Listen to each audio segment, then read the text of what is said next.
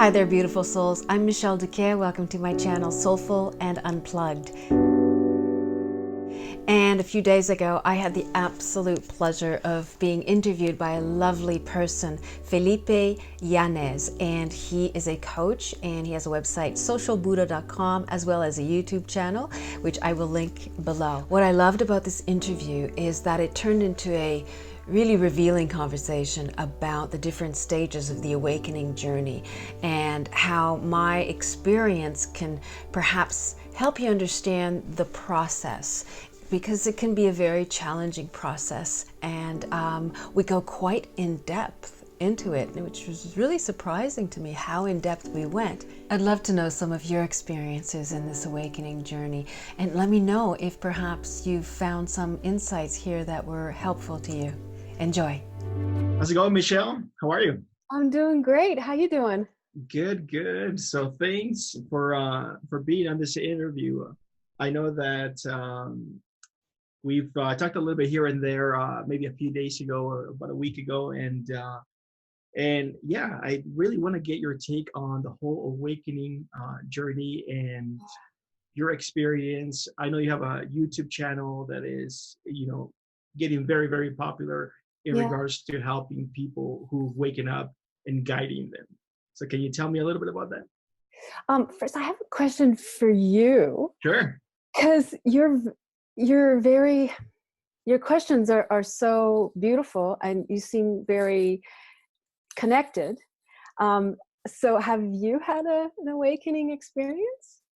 You know, it's hard to say. I mean, I did have an experience where I felt like I detached from my identity or my ego, and it was completely unintentional. I just remember that I was going through a lot of depression and stress with my business at the time, and I just went on this very intensive journey of meditation, lucid dreaming, dream yoga type of stuff.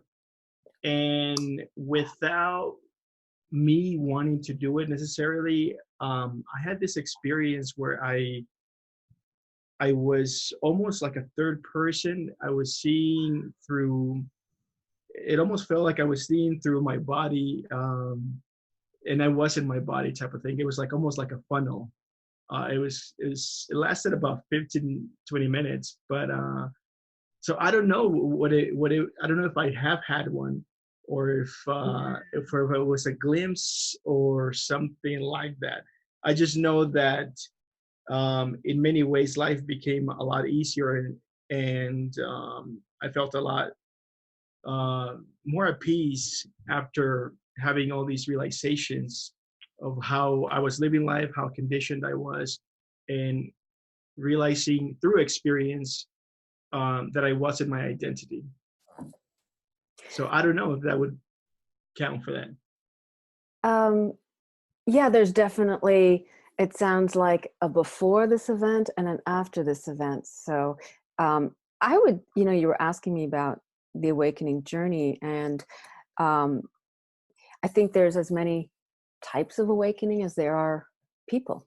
Right. And I think that whatever someone can handle is what happens. So now I really have no idea really why somehow the energies that be thought that I would be able to handle this huge event at 8 years old, but obviously I could. So Yeah. there is a higher perspective, a higher, divine perspective overseeing all of this energetically, and it can understand at the energetic level where we're at energetically, what we can actually handle, because the amount of information is much, much bigger than what we can perceive. Yeah. I So remember seeing your interview, and you mentioned that an interview with Jamie, and I remember you mentioned that you shouldn't be alive right now, given the magnitude of the event that you had. yeah, yeah, and I should have gone insane. Mm, And I think that's the marker for me. The fact that I didn't go insane. You know, I remember one day I was meditating, about 10 years ago, and I started having a major Kundalini energy go through me. And, you know, my body was just, and everything was, and I had no idea what this was, but I was like, oh, that was cool. And then I went to a movie.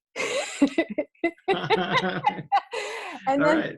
and then the person that I happened to be seeing a movie with was quite awakened, and he goes, well, yeah, of course, because you've handled, you know, this massive awakening when you're 8 years old. You didn't go insane. Wow. Therefore, you can handle many, many, many things because of that initial event. Yep. So I don't know, that was, you know, that was my experience. But then because it was so massive, to explain maybe a little bit to the viewers, I Sure. experienced source, infinite consciousness. I was source, and everything and nothing existed in that moment. It was infinity. I experienced infinity. We're not supposed to. We're supposed to be in this dimensional, you know, boundary where we can handle only so much. And so coming out of that, it then took me decades and decades and decades to embody it, to actually make it work in this three-dimensional world. So it's not that necessarily, okay, it happened and then I could just handle anything. Oh my God, no. The journey was long, very long. And the search for understanding what this was took me in so many different directions. And I ended up having, you know, to come back to me to understand it, because there was no books and nothing anywhere that explained what this was, because it was not blissful. It was the opposite of blissful. It was horrific, Yeah. terrible. And so there's many different things. So in my early 20s, I had, oh my God, this crazy 2 years of nervous breakdown, and all of the things that I knew completely broke down, and I was not able to sleep at night, and I was having incredible visions of all these energies. So it's as if I'm trying to make sense of it, but at the visceral level, at the experiential level. You know, and that was the one time that maybe my best friend from high school was a little bit worried about me. Because I would talk about everything, and Right. it would just sound so scary. There was no internet at that time. There was Right. no Google. Couldn't ask Dr. Google what was going on, and there was no books written about this specific experience. And I didn't understand that was kind of a darkness, you know, dark night of the soul. Right. I had different times, it kind of like an onion. It would Right. peel away. And eh, that was one of them. And there was many other. But what I feel, when I felt like, okay, it's time I share this with people, because what I'm sensing is the awakening for many sometimes is maybe, oops, Oh, what happened? Oh, there you go. sorry. What I'm sensing is that the awakening sometimes for many is too much, even Mm. though it is divinely guided and there is an energetic overseer that knows how to match the experience to the person. If you're ready. It's what becomes overwhelming is not the experience itself, it's coming back to this earthly experience. Interesting. That's the So hard part. I think the biggest thing that I wanted to ask you, I mean, I have friends and I've known of people that have had the awakening at a later stage. So I know for you, it was a matter of building boundaries from coming and being having this experience at 8 years old and having to build boundaries around normal life. For other people that are seeking a spiritual journey, they're more or less trying to figure out how their new spirituality fits with their life, as opposed to how their life fits with their spirituality. I think that was the case for you. What would you say is,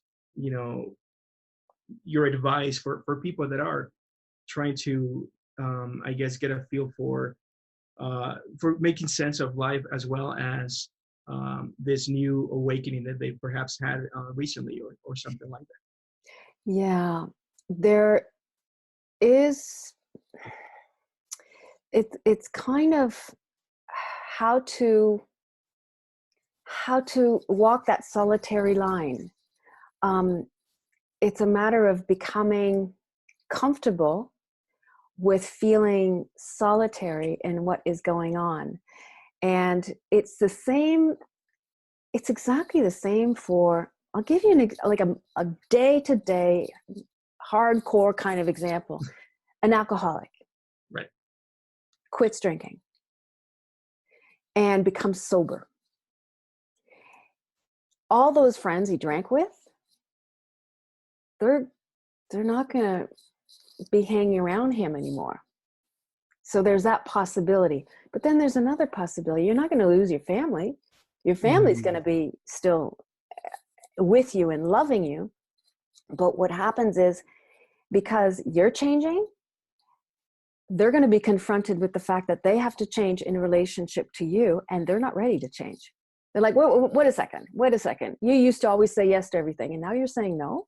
Interesting. So it's kind of the same for someone who has a major heightened understanding of all that is involved, much more than what we see, much more than this concrete world. And then everyone around them is going to try to remind them, no, that's not who you are. This is who you are. And the solitary part, the one that you develop in meditation, the one that you develop in the thoughts that you have with yourself, are the ones that develop your ability to love them and unconditionally see that they're going through their own journey because you're changing. And so the heart is opening up as you awaken, and it makes you, it's a new journey where you learn to love more unconditionally as well. And as you're confronted with other people trying to remind you who you are, you can love yourself more in this change, have this patience with yourself, and at the same time, love others for the difficulty that they're going through in relation to you. Does that make sense? It does. Okay. Yeah. Wow. So for you, I know it was a very long journey from 8 years old until really until now, really. Yeah. How would you define the stages that you went through in regards to figuring out what happened to you at 8 years old? God, I have no idea. Stages. I just lived my life. Yeah. I always marched to the beat of my own drum. Okay. So that was ingrained. That was definitely ingrained. No one was going to tell me what to do. Unfortunately, it made me a little stubborn, but it also, I was convinced that I would not work in an office and I would not work in the corporate world. Right. I would, very early on, I knew I was going to be an actress, and I followed my heart and I followed my dream. And, my family just went along with it and were very, very supportive. Even at one point, funny because, as tough as my dad was with me, I remember he apologized to me one day. He goes, "You know what? I owe you an apology. I was very smug when you said you wanted to get into acting and all of that." And he goes, you showed me wrong. I was so kind of, it's helped me be open to what my heart wanted at a very early age. Right. The stages of this, I guess, were very slow and very methodical, and it was perhaps, well, let me see if I can figure it out. Let me see, just on the fly, stages. Yeah. Okay, first, the stage is, oh my God, I have a huge destiny here. Wow. I should have died and I didn't. Okay, then immediate, oh, I must shut this down. Denial, complete denial. Hey, maybe it's the 7 stages of death. Ellen Kubler-Ross. Ha! I think I just answered my own question. Denial, bargaining, anger, resentment, all these different stages. At the end, the stage is acceptance. Wow. Wow.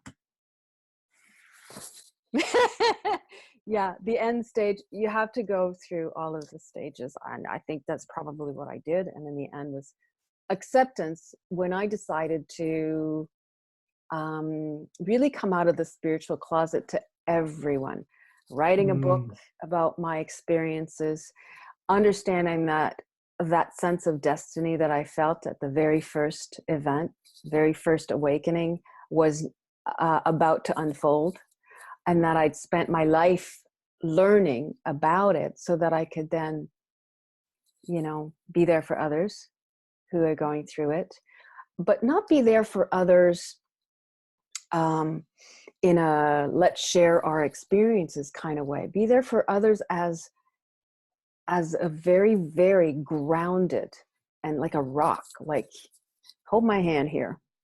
Okay, you're going to be okay. I promise you. But this is what you have to do in order to live in this 3-dimensional world with this experience. Because I'm a believer in both. I want people to understand that when you have the spiritual awakening, it is to melt it into your human life. And when that happens, boy, the evolution becomes so fast, because everything that's in our human life and our human existence is a teacher to our soul. This is very fascinating. What do you think human growth is so important to the soul and to what we can't see? So I can only theorize. I am still quite limited in what I can know, because I am in my body. So I've theorized that we can only know so much. First of all, we can know about the love and know about the potential for the shadow. And so my experience was of the infinity was horrifically terrorizing. And my theory is that it would teach me the power of source. And what I experienced is that source is both. Now, this is kind of unpopular, I think, in because, we're all one, God is love, source is love. And actually what I experienced is that source is both and anything and everything. And that, again, this is just a theory, because I am limited in my knowledge. The sense I'm getting is that the universe is now at a point, the entire universe, the entire energy of absolutely everything is at a point where we can move everything more towards a love energy than a destructive energy. And this, I think, is propelling all of us towards this evolution. We are in this wave of what's going on universally. But having said that, that has been a really good question that I've had my whole life. Okay, so why? What is this? What is driving me to have this soul evolution? And, there are a lot of answers to that. People have given answers to that. I can't give an answer to that. Sure. Until I I transition, until I am in fully in the Right. big other infinite realms, I can't really answer that with that kind of, Absolute certainty. yeah, no. It's No, that's just, no, can't do that. no, that makes sense. But so in regards to what I know that you're trying to help people that have had this awakening. What about for people that perhaps have reached a certain maturity in their life as a human, and they haven't yet glimpsed into this other side? What would you say in regards to that? Is there a process? Is there a journey for that, or is it more of a choice from the soul? Yeah, you have to seek it. Mm, It has to come from a personal curiosity and seeking and questioning. Some people are not here to question, why am I here? What is this all about? They're here to fully experience what they are experiencing, and that is of equal value and equal energy as to what I'm experiencing and you're experiencing. There is no higher echelon. mm, Every experience is of complete equal value.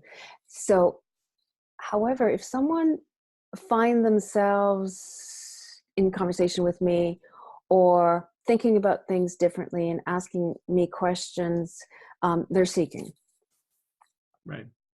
If someone rolls their eyes and goes like, oh God, what are you talking about? Yeah, okay, she's a little weird. You've never had that happen. Oh no, I've never had that happen. Well, then you know that they're not interested yet, but who knows?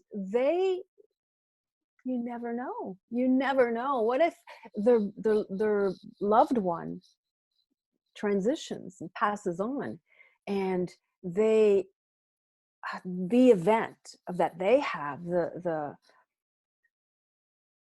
confusion that they feel, the anger that they feel, all of the stuff that they go through, then they may become a seeker, and they may seek something Right. more of an understanding. Yeah, no, I agree. I think for me, I think what jolted me out of, I was already interested in a lot of this, but my grandpa passed away at one point, and I felt him, as well as a close friend of mine, maybe within a 6-month period, I felt him passing. And for me, that was a big sign that I was missing a lot of things that I wasn't necessarily seeing. I was thinking, when that time comes for me, or when someone else passes, am I going to be ready? Am I really just living a lie here with the business that I was running, just being completely busy and enrolled completely in my everyday life? And for me, that was I think what jolted me back into seeking, into figuring out if I was missing something. And for me, again, it happened through meditation, and it happened through dreams, and a thought that kept reoccurring in my head. I don't know if this triggered it when you asked me that question, but it had to do with the thought of letting my identity pass or die. Um, because at that point, you know, I was very miserable with stress, depression, and all that kind of stuff. Yeah. So you bring up a really good point, that I live every day in preparation for my transition. Mm, Because I had a near-death experience. So and that, because I should have died, I was, source in that event. But then I had another experience where I had a near-death experience in 2013. And that's what propelled me to write the book and go forward with all of this. And but I was not sick. I was nowhere near death. And I saw that the way I'd been living my life was really in preparation to have a higher next dimension. So, as my energetic self, when I transition, everything that I've done in this life will help me have the highest possible experience in the energetic realms. So, yeah, there is that sense of preparation for the transition, and we can prepare a lot in our life now. And I have had some all other experiences where I experienced a life review, and let me tell you, a life Yeah, review is I'm very tough. curious. Oh, it's a tough thing to go through. Everything that you have experienced, every single experience you've had in life, and interchange you've had with someone, if you've judged someone, if you mistreated someone, you will feel what they feel, but magnified 1,000 times. So you come back from that really wanting to be kind. Really motivated Wow. to be very kind. It happens very fast, but we all go, apparently, I experienced it, but I don't know. I'm assuming everybody goes through that. It was a very multidimensional experience. And so it Did it all, just happen spontaneously? yeah, yeah. Wow. And spontaneously, in fact, I was in a pet store. But that's kind of my You know, life. it's funny that you say these things and then you went to the movies right after Yeah, the yeah, Kundalini I thing. know. What happened? My experience happened at the men's bathroom after watching a movie. That's amazing. See? You never know. So this near death experience that I came back from it really understanding at a profound level that what we call death and transition is literally, it's right here. It's not tomorrow. It's not in 100 years. It's literally right here. There's a little tiny, very thin wall right here, and it opens up and you're dead, and it closes up and you're alive. So it's not something in the future. It's something very, very, very present. At every single moment, there's a veil and you're crossing into the other side, or no, you're staying. So, Wow. it can, these experiences, this multidimensional experiences, these visions, these psychic experience, any of that can happen anytime, anywhere, because the veil is just right here. Interesting. Yeah. Yeah. I don't think I've ever heard that. Well, that being described that way as a veil that is Yeah. right there. Yeah. Yeah. Wow. Yeah. That was a gift of that near death experience. That's what I came back with, carrying that, going, wow, I didn't realize it was like so close. Yeah. Wow. Yeah. I So hope that people don't mind this talk about transitioning, and the word death has a very scary energy. So that's why I use the word transition. It's maybe a softer word, kind of, it's just like a bridge. But yeah, I understand how this 3D world is so dense that the thought of leaving it, and the thought of our loved ones leaving it, is a trauma. Actually, it's very traumatic, and can be very, very painful. yeah, no, absolutely. Um, so going back to the experience that you mentioned when you were 8 years old, for you, it was not all like butterflies and rainbows type of thing feeling. It No. was horrific, you said. Um, Yeah. since then, I know from listening to one of your interviews, you mentioned that you've had the other side. So how do you reconcile the two? Like, it's just source is either or? Um, I I see source and feel source as something very, very profoundly loving and benevolent. But that is because that's where I am. Um, Mm, not, no, let's see. Energetically, I am vibrating not in the destructive energy. I'm vibrating in the evolutionary energy. I'm vibrating in the energy that wants to evolve. I want to be unconditionally loving. I understand I'm failing because I'm a human being, and I will fail for the rest of my life. I will probably, never be able to fully love unconditionally and be blissful and all of that. And I know, because, I am still, I'm here. I'm on this planet, and I have such heavy programming from my childhood that, like I was talking about the onion peel before, I'm still peeling the onion and stuff still comes up. I'm like, oh, okay, that again. Yeah, I gotta deal with that. And so, how do you become more compassionate with yourself yeah, as you yeah. knowing all this, having experienced everything that you've experienced, being more compassionate in regards to how you are being, as a human here on the planet? How do you just, how are you more compassionate with yourself? Yeah, Practice that. I set that as an intention all the time. I work at it Mm. very hard, and I have these little catchphrases. I made a video called something hack, spiritual hack, and basically it's just a phrase I say to myself. And if I catch myself judging myself or putting myself down or pressuring myself, I just say, and I love myself anyway. And I love myself anyway. And that, That's awesome. yeah, it's kind of sets the tone. I do practice, and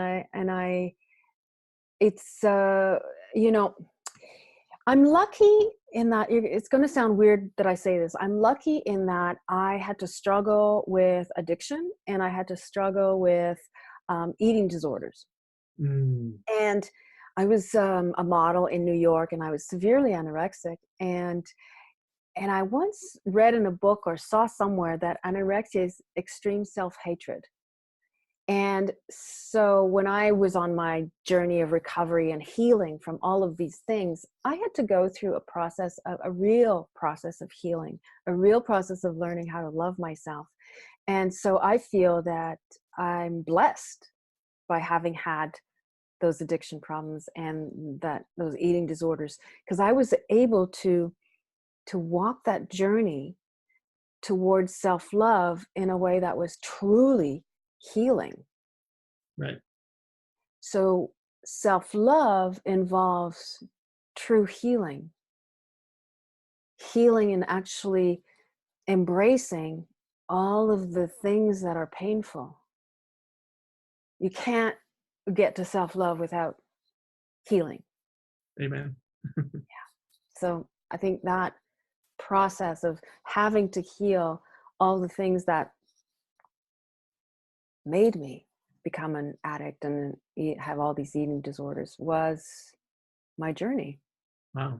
journey of healing. That is so true. Yeah. So when it came to the healing, what kind of things did you do to begin that process, and what things impacted your healing the most? So there is this thing of acceptance. So a feeling comes up. Um, and so there's this saying, you're only as sick as your secrets. Mm. So a feeling comes up and you want to cover it up and you want to repress it and you want to not deal with it. That's a secret. And Wow. I wanted to heal. I really, really wanted to commit to healing. I was fully committed to healing. So a feeling would come up and I would embrace it. If it was super uncomfortable, I would I was in therapy, so I would talk to my therapist about it. I am still in a 12-step program, talk to my sponsor. I would write about it, pray about it, meditate. Not meditate to escape the feeling, but meditate to embrace the feeling and to help me accept the beauty of the feeling. Because each feeling that comes up is a beautiful gift for us to learn from. And the heart opens up every little bit, just a little bit at a time. And as we embrace these feelings that come up because we're trying to heal and we're committed to healing, Right. Our heart opens up a little bit more and we love ourselves just a little bit more, and then we love others a little bit more because we love ourselves more. Yeah, absolutely. So taking things, from the spiritual into personal and human growth. Um, I'm curious about your take on a person's identity and shifting it in a way where we fall in love with that identity, where we fall in love with the person that we're being. Did the healing involve some of that?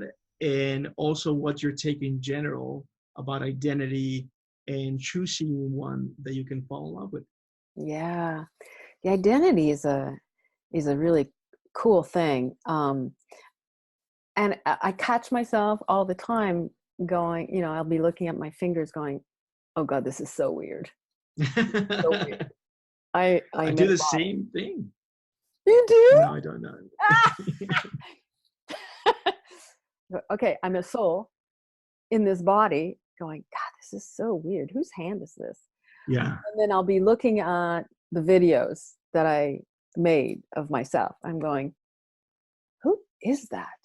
I do have this kind of dichotomy where, yeah, I'm separate, but I also understand the importance of this identity. So this personality, I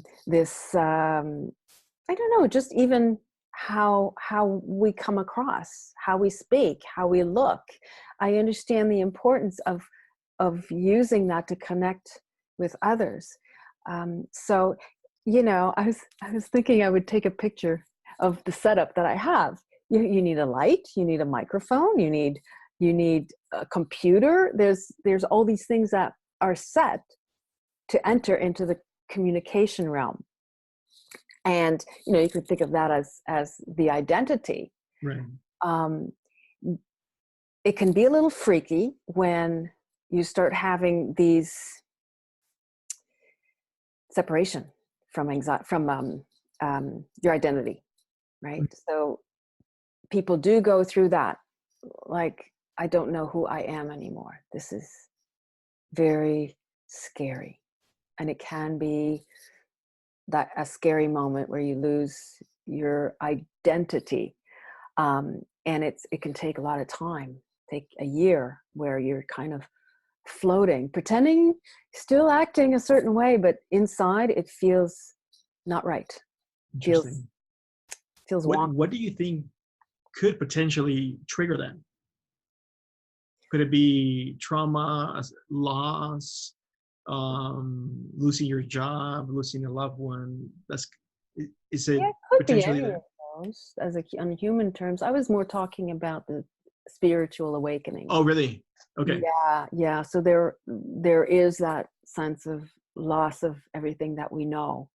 But yeah, it can happen. So when I was writing my book, I went through, so every day from 8 a.m. till 11, I would enter into this zone where I was in touch with some such beautiful vibrational energies and kind of writing what was coming through. And then the next day I would then put my little writer hat on and edit everything. And, and I would often think after the 3 hours going, oh, what I wrote is crap. Wait till tomorrow. And then I would read it the next day going, oh my God, I wrote that. Wow. So I would do that. And what happened, I did that for 2 years, 2 or 3 years, took a long time. My acting career took a nosedive. Mm. Whoa. It was no money coming in. Right. And I was living on my savings. And I was really feeling that probably human loss of identity, human loss of who am I now? Right. What is happening? Okay, it's great. I'm committed to what I call my soul mission, why I came here, but why am I not being supported with some kind of income? And that was part of the healing process for me. That was part of my spiritual path, and to absolutely surrender completely Wow. to the divine timing and divine forces, and trust, and go through that. I would wake up in the middle of the night at 3 a.m, panic stricken as to having to cash more of my savings in order so I could eat, and Mm. living on very, very, very minimal. But I was spending, about $25,000 a year of my savings, which is very scary. So, Yeah.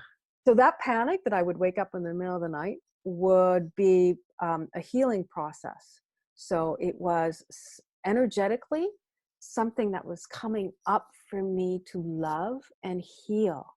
Interesting. It was a necessary process. Um, and so you were talking, I'm going back to what you asked me earlier about falling in love. How do you fall in love with this identity?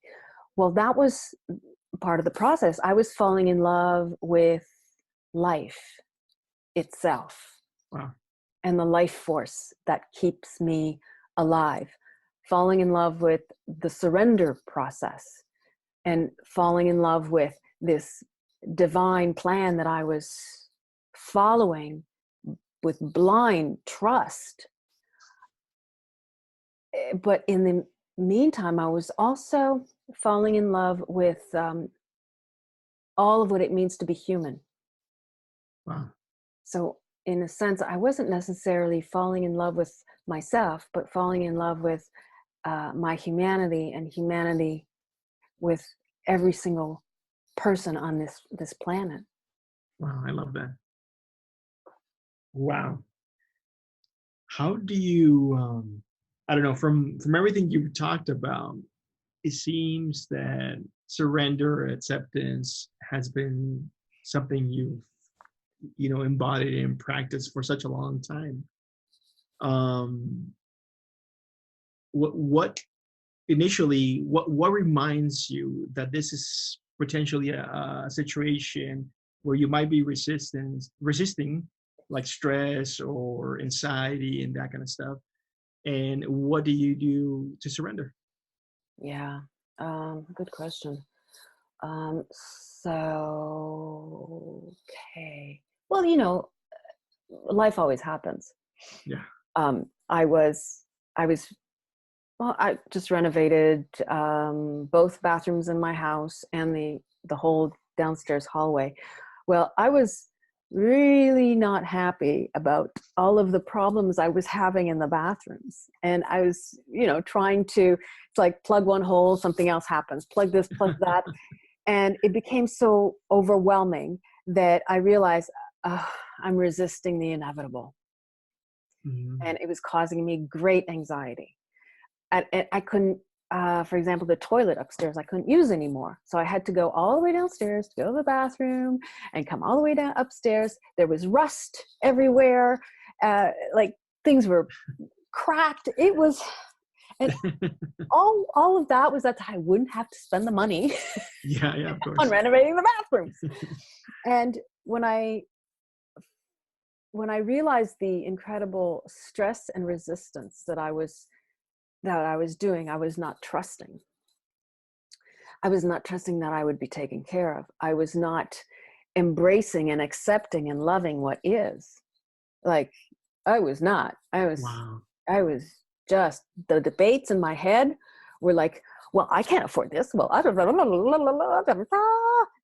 unbelievable. Wow. And once I I sent a text to my sister. This was the beginning of everything. I sent a text. My sister's an interior designer, so hello. So I sent Okay. her a text and I said, what might the budget be for me to have a new bathroom? Would this be enough? So I made a certain number. And then she came back and she goes, short answer, no. Right. So she was my reality check, saying, okay, it's about fully surrendering. It's going to be way more than I think it's going to be, way more than I think I can afford. And it has to be done. There's Right. no more. That's it. It has to be done. And so while I'm doing the upstairs bathroom, let's do the downstairs bathroom, let's do the hallway. And what I did is I refinanced. And this beautiful man at the end of the phone line at the bank, I said, so I'm planning on renovating both bathrooms and the hallway with this refinancing. Is that okay? And he laughed and he goes, that's why it's there. Of course. Go ahead. It's for you. I went, okay. It took within 5 days. Oh, The wow. contractor was here. The bathtub was here. Everything was just within 3 weeks. That's amazing. So that's just an example of my resistance. So it can show up in any way. It could be resistance to, okay, let's see, my dog. If something happens to my dog, resistance to accepting that this is happening. Yeah. Well, it is happening.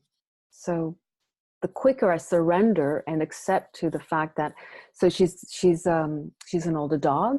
She's now, I'd say 80% deaf. And Mm, at first I was in denial about it and I didn't want to accept it. right. And then once I accepted it, now we have lots of fun together. It's like she'll bark outside and I'll come along and I'll bark along with her at a high pitch. She can hear me and we have fun. We just bark, bark, bark, bark, bark, bark. And she can hear me and she looks at me like, I can hear you.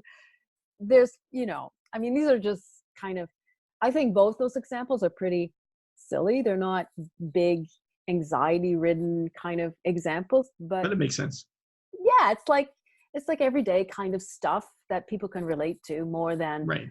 the big events that maybe not everybody goes through. Right. Yeah. So about your book, can you tell me, what does it include and why you wanted to write it? So it includes 4 basic experiences that I had and what they mean to the awakening journey of whoever's reading it. And Mm, so, for example, one of the chapters is called Becoming Conscious. And I take it through the physical, the emotional, and the spiritual consciousness. And I take an example of an extreme bout of eczema that I had, that there was no cream or anything I could take. And I had open sores all over the knee to the ankle for 4 months. So as I was starting to write this chapter, that started to happen. And I went, oh, so I'm supposed to live through this and write through this experience so that people will understand all of the different levels of healing that needs to happen in order to become fully conscious wow. or spiritually conscious. And so that was kind of one of the chapters. And then another chapter was an experience. I had an out-of-body experience, astral projection experience.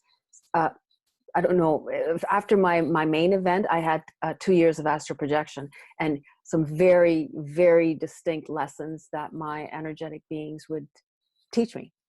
Yeah. And one of them was an experience of reincarnation. So I share the full experience in the chapter, and then I explain how reincarnation fits into that and how our programming fits into that, and why this particular out of body astral projection experience happen, and how it can help us in our everyday life by understanding our programming, and why it's important that we actually have programming, Right. to then overcome. So yeah, and I do speak in the book, is the one place where I reveal my sacred near-death experience. I have not shared that on videos and anywhere, because it is very, very sacred. Mm. And it's very precious, and it's for a book, not so much for video. It's for someone's private reading, when they're in that moment of space where they're receiving it. That's awesome. Yeah, and I But remember you also, mentioned what's that? I just wanted to say, at the end of the book, one of the second last chapters is about the action steps we need to take too. Oh, well, in regards to? In regards to this awakening process, that we do have a lot of action steps to take in order to fully heal. Right. I don't know if we can ever fully heal. To heal as best as we can. So that I find is really important as well. It's not all about, this awakening and feeling this and going through it. It's our active part as well. Right. So anyway, sorry I interrupted you. You were going to ask something. No, it's fine. I mean, that makes sense. I think you mentioned the whole healing journey. Yeah. I was going to ask something. What was I going to say? I interrupted you. I'm not sure what I was going to say, but no, I think.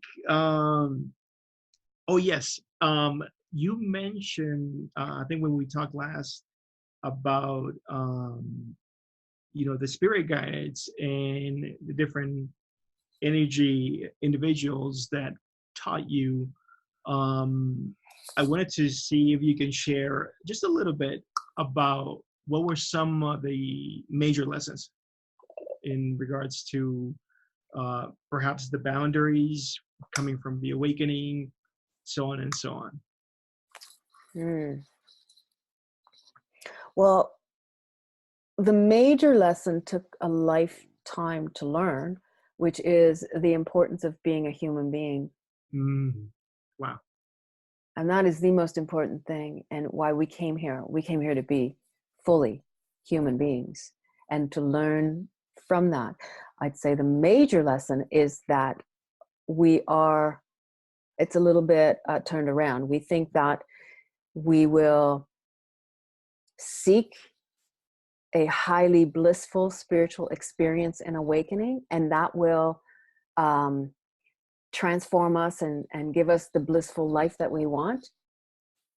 And that's not why we're here. We're here to actually, it's the reverse. We're here to be fully in our bodies, to fully experience this human experience and combine it with the soul. Wow.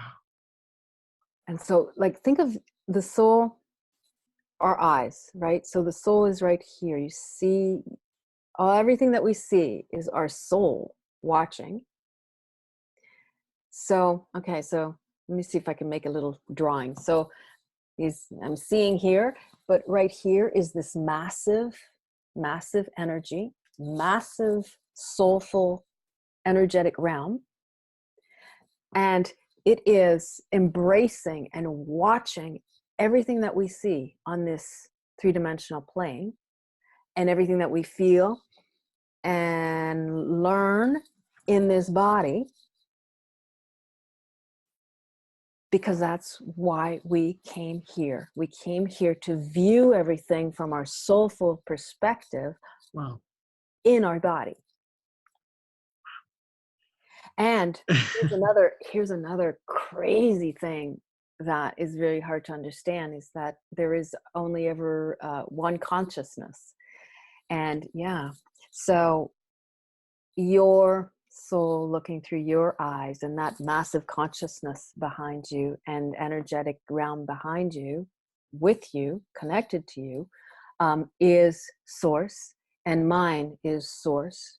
So all of us are just here to serve source, so source can experience itself. All right. Which is uh it's a strange thing to think about. Like, I still don't quite understand why source split from itself and Right. decided it needed to experience itself. I don't have that answer. That is what I experienced, though, when I had my major initiation event. That's incredible. I think, especially the first lesson that you just mentioned, when I heard it from you on the first chat that we had, really made sense in terms of a lot of the resistance that I was having to life and to, okay, I want to seek this spiritual awakening path, but it completely contradicts some of the other things in my mind, at least at the time. And more, whether it's from you in this very clear message, or even some business courses that I'm taking, um, they're very aligned, Mm-hmm. in regards to the growth and the maturity as a human, and spirituality, and having, as you say, these initiations. Yeah, yeah, So yeah, thank you for sharing that. It's really, for me, it's been very altering in the way that I see my life, and the way that I don't know, the way I live my life now in regards to work, just my everyday life, and aligning it with my my purpose for seeking maybe a higher meaning. yeah, yeah, yeah. That's beautiful. So thank you. Thank you. Well, that's, I think, all the questions that I had. I'm gonna put down your channel down here below in this video, your website. Yeah, anything else if people wanted to get in touch with you? Uh, yes. So I have a blog, and I'll give you the information, the connection. Sure. And on the blog, there's all kinds of different information, but there is a section on energy readings, and there you have my email and what is involved if you want an energy reading. And I also am now, offering publicly what I call soul guidance, because Nice. yeah, so I can coach and guide, uh like if people come in and they have this human thing that's going on, I can help them see their soul's perspective on it and have like a bigger picture of what's really going on, and kind of guide them. So I read energetically where they are at and guide them into the direction that they want to go in. Wow. And I mean, I have seen some of your energy readings, and wow. Uh, I think the very first thing that I mentioned to you when we first started chatting is like, wow, I get a sense, a very warm energy. There's a Oh, different sense about you when you, especially when you get into that state, and the type of information and guidance that you provide is incredibly simple but profound. From what I could see, even I know what in one of your videos you were answering, I think, a question in regard to purpose, and the way that you put it was incredible. So yeah, it makes sense that you would be doing that kind of stuff. yeah, and also I have to say it's not me doing it. It's Mm, what I do is I work at maintaining a certain energy level of openness. Um, I just did the monthly energy reading for November. It'll be published tomorrow, 2 p.m. And nice.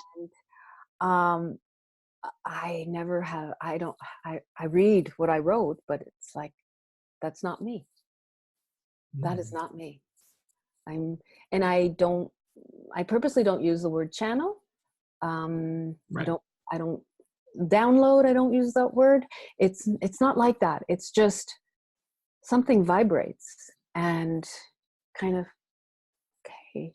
And then it's a matter of not censoring what comes up, and I write it, and then I read it. And my interpretation of it is through all of my life experience and my Right. energetic experience. So I do interpret what I get, but I always want people to get that it's not me.